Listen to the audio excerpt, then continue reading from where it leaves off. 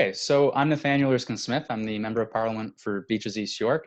And because of everything going on, I wanted to get in touch with experts. I view myself, my role in this job as an advocate, I'm channeling smart people. And I thought, what better way working from home than to record conversations with those smart people that I often channel. And a number of constituents and Canadians have asked and written recently about invoking the Emergencies Act at the national level. And so today I'm having a conversation about the Emergencies Act with Craig Forcese. He's a professor at the University of Ottawa. He's an expert in national security law, recently published a chapter on emergency powers and laws in Canada. I actually came to know Craig's work as one of the principal authors and experts in the debate about Harper's C-51, draconian anti-terror legislation. He's also the host of the Intrepid podcast with Stephanie Carvin. And thanks for joining me today to talk about the Emergencies Act, Craig. Thanks, Nate. Happy to be here. And so I have read the Emergencies Act. I understand some of the hesitation to invoke it because of a previous experience maybe with the War Measures Act and civil liberties concerns, and also because provinces obviously are invoking their own emergency legislation. And just today, we saw Ontario has ordered the closure of all non-essential workplaces in the province pursuant to those emergency powers. At the same time, there are powers in the Emergencies Act that could be useful in this situation. Even the declaration of a national emergency by the federal government might be useful in and of itself. And we'll get to it, but I'm clearly in the camp of invoking the Emergencies Act. I wonder, you are smarter than me on these issues. What do you have a firm view one way or the other? Look, I don't have a firm view right now, but I think there are a number of considerations that should guide this conversation. So you're right. We have this emergencies law. In fact, we have two federal emergencies laws that are probably relevant here. One's called the Emergency Management Act, and the one that you're speaking of is called the Emergencies Act. Now, just to situate our conversation here, the Emergency Management Act is invoked all the time. Exactly. So wildfires, floods, snowstorms, things that prompt provinces to declare their own states of emergency. The Emergency Management Act at the federal level is used by the Minister of Public Safety with cabinet blessing to funnel money to the provinces. Yeah. And so that's very commonplace. And in fact, I would expect now, as you mentioned, now the provinces are declaring their own emergencies or public health emergencies under the public health law, that we'll see money flowing to the provinces through that mechanism. What you're talking about is quite distinct, though, with the Emergencies Act, and it's a statute that dates from 1988. And you're right, it repealed the War Measures Act, which most of your listeners will be familiar with, not just for the October crisis of 1970, but also the War Measures Act was used to detain Japanese Canadians in the Second World War in internment camps. Now, of course, a long checkered history. The War Measures Act was famous for being largely unconstrained, shall we say, that Parliament basically told the executive, do whatever you want. Exactly. If you invoke one of these emergencies. The Emergencies Act was designed to address that lack of discipline in the War Measures Act. And also it was 1988, right? We're 4 years past the Charter of Rights and Freedoms. And so it's designed in a way that accommodates civil liberties. And basically when you have an emergencies law, it needs to do three things. It needs to set criteria as to when you can trigger an emergency. It needs to then enumerate the powers that a government has during that emergency, and it needs to turn off the emergency, right? And one of the problems is there are a lot of countries in this world that have emergencies laws, and they've triggered them, and they've never turned them off, right? So you need some sort of sunsetting provision. You need all those elements on top of some robust checks and balances to make this work. Now, so what the emergencies law does, Nate, and I'll stop at this point, is it enumerates a number of different emergencies. The one that we're talking about right now is a public welfare emergency. Exactly. That's the only one that could possibly apply. And so if you look at the list of powers associated with the public welfare emergency, and we can talk about the criteria for that if you want, it's a closed list. Yep. It's a finite closed list. And in response to your question, if you look at the element in that finite closed list, it's actually more closed and potentially more limiting than the powers that provinces have under either their emergencies laws or their public health laws. And every single province at this point has invoked either their emergency law or their public health law to impose very unusual and quite stern measures. So when you set out those categories, as someone who got in touch with you at first years ago because of C-51 out of a civil liberties concern, I do have concerns about the historical invocation of the War Measures Act and its impact on civil liberties. And yet when I read the Emergencies Act as it stands today, I see a specific definition that is required to invoke the emergency. I see as you say, a closed list of powers. And then I see actually a number of, by the way, you're going to hear my kid in the background. I've got the, one of the disadvantages of working from home, but I also see procedural protections. So you in your chapter wrote, in the course of an emergency, the executive is strengthened at the expense of judicial and legislative branches. And yet I see in the Emergencies Act parliamentary supervision and rules about parliamentary supervision that are actually important and I think very useful and critical. So let's start with the first category, which is the definition. And you mentioned a public welfare emergency. And on my reading of the definition, an urgent and critical situation of a temporary nature that seriously endangers the lives, health, or safety of Canadians and is of such proportions or nature as to exceed the capacity or authority of a province to deal with it. It seems clear to me that the COVID-19 pandemic falls squarely within the definition of a public welfare emergency in the course of this act. Is Yes. that your view as well? Yeah, I don't disagree. So first of all, two things have to happen. It has to be a national emergency. And you're right, to be a national emergency, it has to exceed the capacity of a province to deal with the matter. We're concerned about federalism whenever we talk about these laws. Exactly. And I think it's quite clear that no one province at this point in Canada can address this COVID-19 outbreak. So it exceeds the capacity of any one province. So it's a national emergency, and it clearly deals with disease in human beings, and that may result in danger to life or social disruption of a sort that's of a sufficient gravity to amount to a national emergency. So we're over the definitional hurdle. Exactly. I don't think there's any legal bar to it being invoked by the federal government. The question, I think the underlying question, and I don't have the answer to this, is the powers that then flow, or the powers that then flow to the federal government upon the declaration, do they add value to what the provinces already are entitled and empowered to do under their own laws? And I think the answer probably is legally no. I think all the provinces and territories have as much, if not more, powers under their emergencies laws and their public health laws.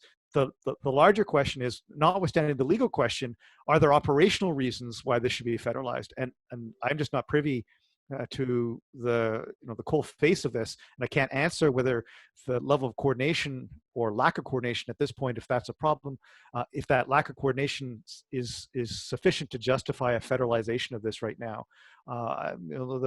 There is inconsistency across the country in terms of the nature of the measures being imposed. Yeah. Now, whether those measures reflect local conditions or whether it should be a one-shoe-fits-all sort of lockdown, if you will, of the entire country, I don't know. But if we're into 18 months of this, there's going to have to be some granularity, right? You can't turn off the whole country for 18 months. Exactly. And it's interesting. So I think we're over the definitional hurdle and we're over whether it can be invoked. We're into the question of whether it is useful and effective to invoke it for the federal government over and above what provinces are able to do. Now, which takes us to the powers. And you mentioned lockdown, and that's the first power. So the first power under the Act says the federal government, by invoking an emergency, can impose travel restrictions. And when you couple that with the ability to impose fines for failing to abide by an order or regulation of the governor, the cabinet, the government, you have a lockdown potential that the federal government could order. That is the first power on the docket, but let's bracket that one for the time being, because there are other powers that I think might be useful right away. And the first one that I would turn to would be authorize and make emergency payments. So we have tomorrow Parliament resuming to pass immediate emergency legislation to get some benefits out the door. In the course of addressing the economic uncertainty and the economic fallout and negative economic fallout associated with this pandemic and public welfare emergency, it does strike me as more efficient and effective for the government to have, whether or not they end up using the power, but to have the power latent to say, where necessary, we're able to immediately distribute and authorize payments without going to Parliament to go through that immediate emergency legislation process each and every time. I don't know if Yeah, possibly. I mean, so the juxtaposition is the UK. The UK, which does have a civil emergencies law, instead has gone to Parliament and is enacting a 350 odd page long piece of emergency legislation tailored to any number of issues surrounding COVID-19, not just the sort of things like lockdown that we were mentioning, but also the sort of economic Yep. fallout issues that you've been describing. So your point is that under what's here, this is paragraph F, if people are following along, of Yep. 8.1 of the Emergencies Act, you could authorize the equivalent of emergency payments. Well, whether that be most efficient under the Emergencies Act or whether it be more efficient, it seems to be happening in Canada to enact special legislation, is, I guess, an open question, right? So my own view, look, Parliament can move fast, as you know better than I, when it wants to. I mean, it can pass a piece of legislation and we can have royal assent in an afternoon Yep. if Parliament turns its mind to it. The problem with the Emergencies Act, perhaps, is that, look, if you issue an order under the Emergencies Act, it's going to sunset. It's going to sunset, maximum sunset period for public welfare emergencies, 90 days. Yep. So then you got to renew it. And as you renew it, you got to go through the same sort of procedures that are required every time you resuscitate an emergency. And then there's some, as you mentioned, there's some review and back-end scrutiny by Parliament that's associated with every order that's issued. I'm not sure that less parliamentary time is spent on an invocation of the Emergencies Act, given that the actual invocation must then be reviewed by Parliament within 7 days, and any order issued under the Emergencies Act must be reviewed by Parliament within 2 days. I'm not sure that less parliamentary time would be consumed doing it that way than it would be to enact legislation, that goes through its 3 readings in both houses and to the. Whereas, see, I had a different view of this when and this gets a bit legalistic in some ways, but the act does provide, as you say, so every time the government, when the government invokes and tables a motion to invoke a public welfare emergency, within 7 days, that motion has to be tabled in Parliament and debated on an urgent basis, and then come to a vote. Then there's a 90-day sunset period. And so at some point, the government, if it wants to extend, they'll have to bring a motion to extend, and then that will be tabled in Parliament again. So there's some parliamentary scrutiny. Interestingly, there is a provision, as you say, every time an order or regulation is made by the government.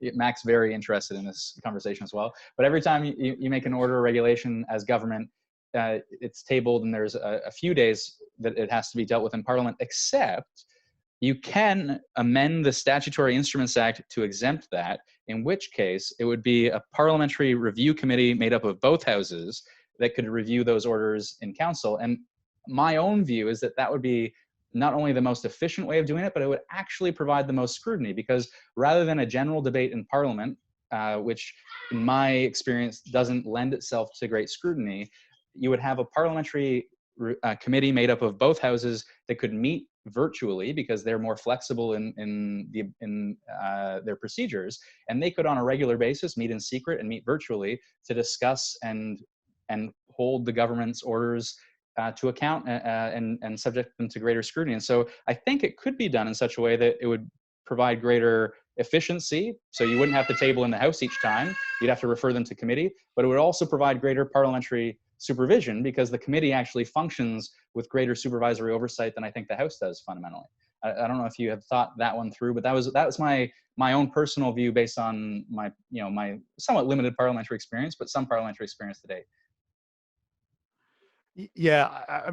So what worries me a little bit about the Parliamentary Review Committee, and keep in mind the Emergencies Act was really designed for political emergencies, not so much health emergencies, right? Because that was our recent experience. So the Parliamentary Review Committee meets behind closed doors and has an oath of secrecy. Yep. So whatever the Parliamentary Review Committee is doing is not transparent to the public.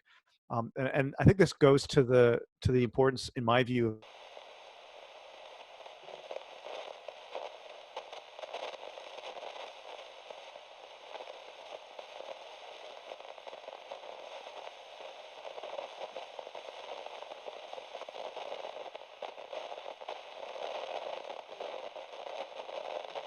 Okay, I lost you for a while there.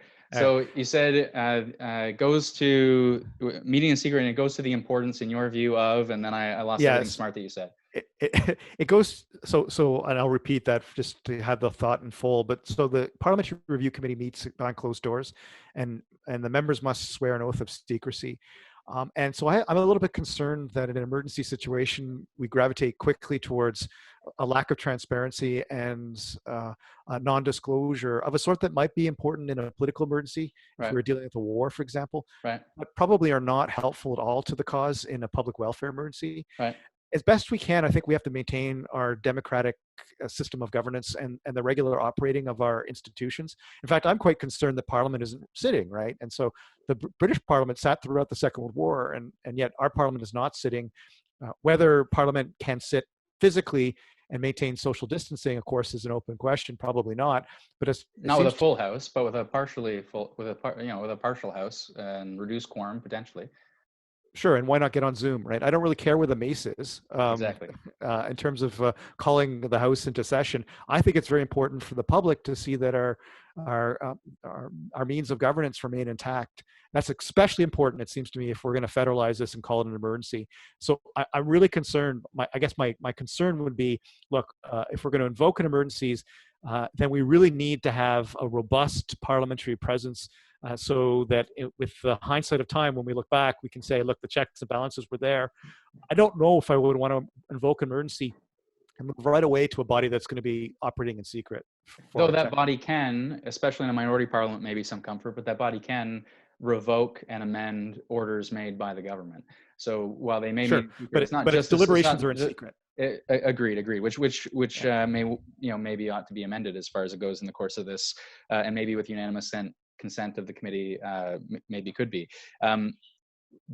There are procedural issues potentially with Parliament meeting, although I was going to get to this a little later, but we could suspend the standing orders as a Parliament, and we could meet in different ways. I mean, we are the masters of our own house, and if there's an agreement among all parties, we could certainly suspend the regular standing orders and have debates from the comfort of my own home and in the way that we're discussing right now. You could get one of those artificial backdrops too to make it look like you're actually still in the house. Yeah, not just my kitchen.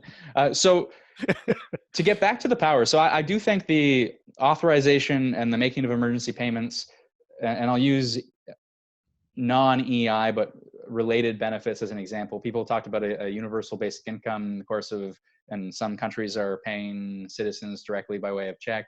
We propose this emergency support benefit for gig workers and others, self-employed individuals who are not eligible for EI.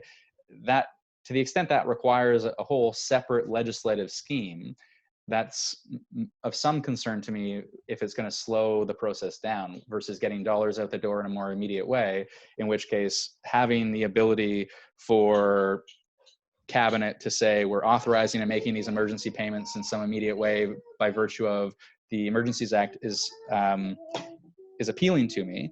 And let's go through some of the other powers. So before we get to travel restrictions, a really useful one potentially is the ability to requisition, use, and dispose of property in a very general way.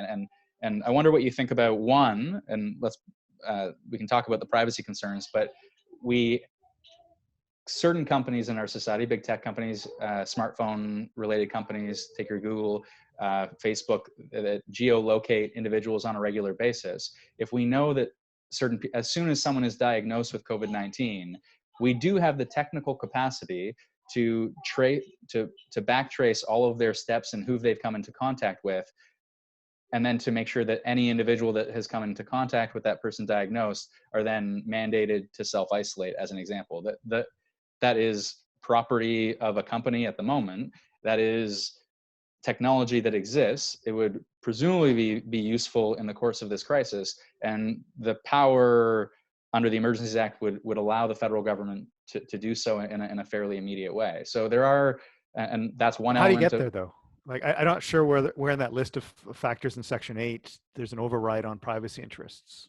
Well, it's you have to operate at all times within the Charter, and obviously Section 1 gives you quite a bit of freedom, I would say, in the course of pandemic.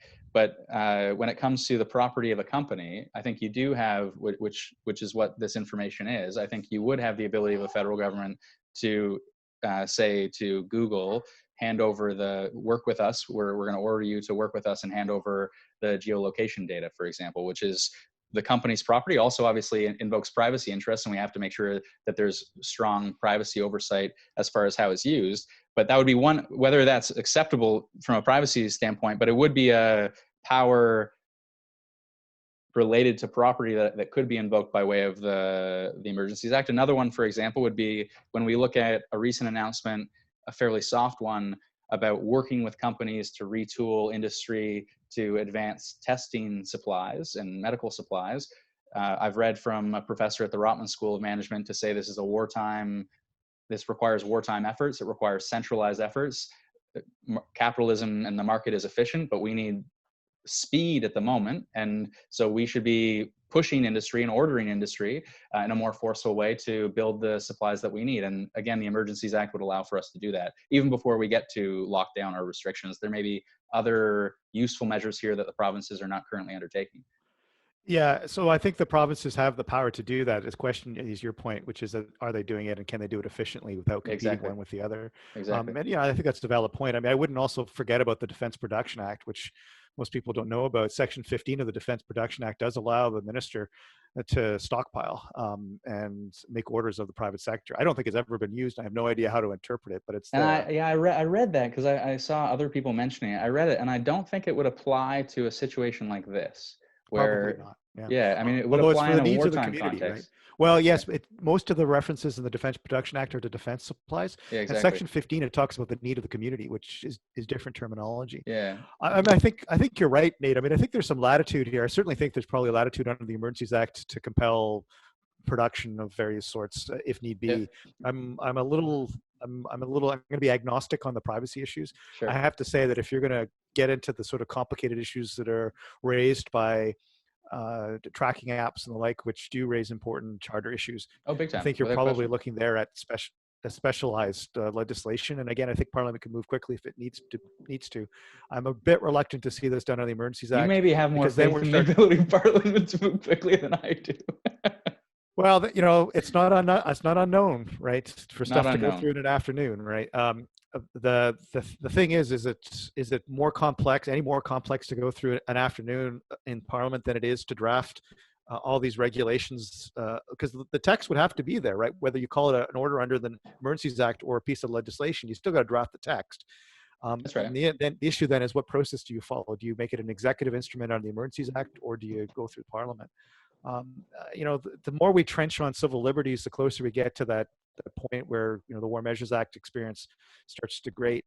In some European jurisdictions, in terms of these apps, I'm seeing some instances of people creating these apps, and it's by consent, right? You download it on your app, and you consent to not just monitoring your own motion, but the motion of others, and you get a little notification that you've been in proximity to someone who's been tested positive, etc. So there may be other ways of getting at this. Until someone's got the technology in place and has thought through how this is going to work, I'm not sure. I think it's very difficult to imagine how the law will play out.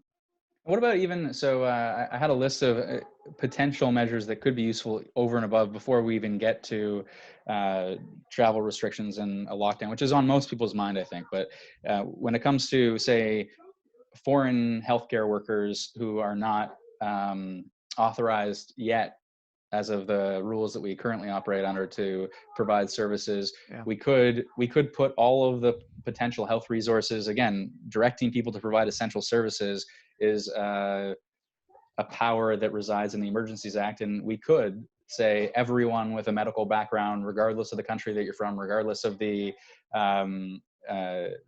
domestic education you have, if you have an education and an expertise, we're putting you to work. And it would be, I think, through maybe there's provincial legislation that would, or provincial emergency powers that would allow this to happen as well. But there is, right? So again, there's analogs at the provincial level. So I think what you're talking about is shuffling resources across the country, where otherwise there's gaps because of exactly. the provincial regimes. Yeah, exactly. Well, that and bringing people into service who are not yet in service because our current rules preclude them from operating as health professionals today.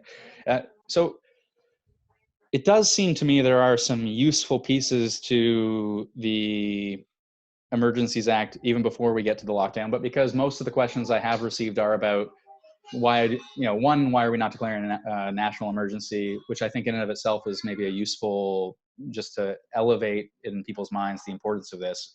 But even if regulations aren't promulgated, but most people's question then says, you've made it voluntary to socially distance. You've indicated and made people acknowledge that they have to self-isolate when they're coming home by way of the on-screen app when they come back through the airport. But there's no requirement that anyone follow these rules, and voluntary measures aren't enough. We've certainly seen a number of health professionals write to say, I just had a local doctor on CBC this weekend saying, this is World War III and we need to lock things down. And yes, provinces have the ability to do so. We obviously saw, and some municipalities I see are debating fines through bylaws for a failure to socially distance. Nova Scotia just put rules in place to say there's going to be a fine if people are within 2 meters of one another in public places. Is there, again, not value, and maybe we aren't there yet, but is there not value in declaring a national emergency today and giving ourselves the ability to then make orders quickly should they be necessary? Sorry, Nate, we had another dropout there. This is the internet's failing us today. The challenges the of last the internet. 30 seconds there. Yeah, just is there not value in having a declaration of a national emergency and then having the ability to make orders to restrict travel as necessary, to mandate that people self-isolate, to mandate social distancing in a more serious way, if we don't see voluntary measures working, I suppose, in the end to flatten the curve? And is that not, some provinces are putting these rules in place, but again, not having that uniformity may be an issue, certainly if some provinces are not acting. And so is there not value in at least having the declaration of a national emergency and then the ability to make orders if we see the voluntary measures and provincial measures falling short? I can't really answer that. I mean, so again, it's a question of operations versus law. I mean, legally speaking, the provinces have all the powers that they need in terms of locking down their provinces. They have differential standards right now. It's quite clear that the standards vary from province to province, but so too does the current situation vary from province to province. So if neither you or I have full information about. Neither of us have full information. Exactly. I'm not equipped to say what measures are necessary. Exactly. The question of volunteerism, the provincial laws all have stiff fines and the potential of jail time for those who violate the orders. Realistically, are we talking about putting people in prison? Are we going to create mass camps for people who violate social distancing rules? And isn't that contradictory? At the end of the day, the law only gets you so far. I mean, we're talking here about changing a whole way of operating in an open society in terms of the expectations people have. And that's more a communication challenge than a legal challenge, it seems to me. And at some point, the more you turn the screws, the more likely it is that you'll have blowback, right? So, are you going to really turn the screws to the point that you raise all sorts of really concerning civil liberties interests to the point where people begin to believe that the real peril isn't the disease but the state? This is not an easy issue, and so to invoke an emergency and then say we're going to bring the hammer down probably isn't going to work very well. I think the bigger issue now logistically is constant communication and sort of rising above the churn of misinformation that's there and getting to low information individuals who really have not been paying attention as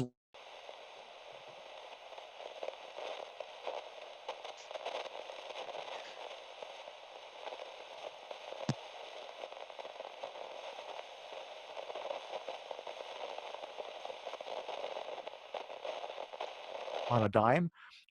And I'm especially skeptical about a federal law that overlaps with laws that already exist at the provincial level and assuming that things will be better if we federalize. So as I say, I'm not really sure whether we should federalize this at this point. We certainly have with quarantine, right? So for travelers, the Quarantine Act is the tool we've been using, and it's quite an effective tool. For internal matters, I guess I need to be persuaded that the provinces aren't stepping to the plate adequately. Yeah, I guess I have not seen, so if I'm thinking of the issues that have worked in other countries, and our actions have been significant to date, but I see a scale up of testing as an example. We are sealing a scale up of testing, but I also see locally, I see challenges with supply, and there's obviously significant triaging that is happening because of a lack of supplies. And I do think that we are slow on the industry side to force industry to retool to get us the supplies that we need in a domestic way. I see on just nasal swabs as an example, but I know there are other elements that go into the testing kits, but I see a facility in Northern Italy and a facility in Maine that the world is really relying upon two facilities. And these nasal swabs they don't require a great degree of technical expertise to build. They do require obviously facilities and manufacturing capabilities that we can't just create tomorrow, but we could create in the coming weeks. And so I do wonder a little bit about the speed at which that is happening, and if the federal government could push that forward in a more serious way, which I think we probably could through the Emergencies Act. I also wonder about the tracing and testing. So yes, we're doing a good job, I think, when it comes to, or the Quarantine Act provides sufficient powers when it comes to incoming travelers. I wonder, though, if we aren't doing enough of a job testing and then tracing community spread. And that obviously is a significant concern. I haven't seen, other than I've read Andre Picard talk about transparency and the numbers of community spread, and I think he's probably right that we need greater transparency here. But when it comes to ensuring that people who have come into contact with someone who is diagnosed, that they are themselves self-isolating, we don't have rules that would help push that forward, I don't think, provincially yet. So I take your point, though, which is the law is there, the definition is there for, we can use this law legally, but operationally it's not clear yet, based on the information you have and that I have, as to whether the gaps need to be filled by the federal government yet. Yeah, and frankly, I don't know who's got a handle on that, and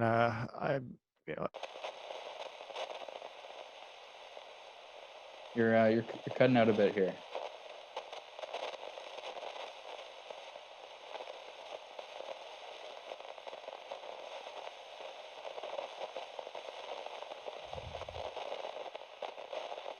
Did I lose you? Yeah, I lost you for the last 30 seconds. Okay. I mean, I think you're right, Nate, that right now, again, it's an operational versus legal issue. The operational issues are the most important. Even if the federal government federalized this using the Emergencies Act, keep in mind that the Emergencies Act on its own terms says that it doesn't trump other provincial measures that may be taken. You're not going to get away from the need to coordinate. Yeah, and you can't unduly impair. I had this idea in my head initially because provinces haven't taken any measures on rent control, for example, and the single biggest payment that small businesses and individuals face that is going to be the crux of their problems financially in the coming months is rent. And while the Emergencies Act in some ways would allow us to deal with this by way of disposition and requisition and use of property provision potentially, there's also sections 8 sub 3 that says we can't unduly impair the ability of provinces to address the problem. And so where something is so uniquely within provincial jurisdiction, it's not as clear that we can just completely take those powers away from the province and deal with it in a federal way. Yeah. And maybe one last point here, Nate, is I've seen some people say, well, we need the Emergencies Act so that we could tap the resources of the Canadian Armed Forces. No, absolutely not. Right? The National Defence Act has its public service provisions, which do not require an emergency. And in fact, public service by the military in terms of wildfires, floods, snowstorms, most recently in Newfoundland, are used all the time. And there's actually a standing operation, Operation Lentis, for disaster relief by the Canadian Armed Forces. You don't need the Emergencies Act if you want to rely upon the armed forces for purpose of supporting civilian authorities. Nor, frankly, do you need them if you needed them to support law enforcement, which generally is not a great idea, by the way. I mean, it's not, the military does not want to get into the job of policing Canadians. That's not their task, nor are they trained for that. Of course. And one last note, I mean, I think we're in full agreement on suspending the standing orders of Parliament so that Parliament can meet and continue to debate these issues and continue to provide the supervisory function and the accountability function for government action. I do, if we aren't to suspend the standing orders, I do actually think, I take your point about in secrecy, and I would welcome a change to a parliamentary review committee. But if we aren't to suspend the standing orders of the House, so the House is not set to meet on a regular basis, I think it would be a good idea to have a parliamentary review committee that is overseeing federal government's actions on a more regular basis and meeting by virtue of Zoom and bringing people like yourself before them potentially. I would put myself in the camp, and I recognize operational questions are a little bit unknown to both of us. I still lean to, as a matter of setting norms and changing behavior, the mere invocation of Emergencies Act by a federal government in a public-facing way sets a particular tone, even before we promulgate any orders or regulations. And then I do think that it allows us, there's a latent set of powers that allows us to then act quickly should the need arise. So I think there's an open question as to what orders should be made under it in the future, but I still lean to thinking invoking it is a good idea and setting the table for acting should it become necessary, taking your point that we don't maybe have clear evidence yet that orders from the federal government are necessary sitting here today. Yeah, I don't know that I have a view on that. I mean, so once you vote it, you got to have Parliament debate that within 7 days. Then you can keep it going for 90 days until it expires. So maybe it's about social messaging and laying down a marker, even if you don't issue an order under it. I've not really considered that. I'm sort of agnostic on that. As well, that's really helpful, it's also been helpful just to go through the nuts and bolts of procedural protections, because there is a lot of protection here in a way that the War Measures Act did not provide for, when it comes to requiring that provinces are consulted with, requiring a tabling in the House and a debate, that it sunsets after 90 days, that there either be continued debates in Parliament for every order or a review from both chambers by virtue of a review committee. And so I think the Justice Minister will have to continue to, and the Prime Minister, the Cabinet's going to have to continue to keep this under active consideration, knowing that the law allows us to move forward with it, but operational concerns then become paramount in determining whether we do so. Thanks, Craig. Thanks, Nate.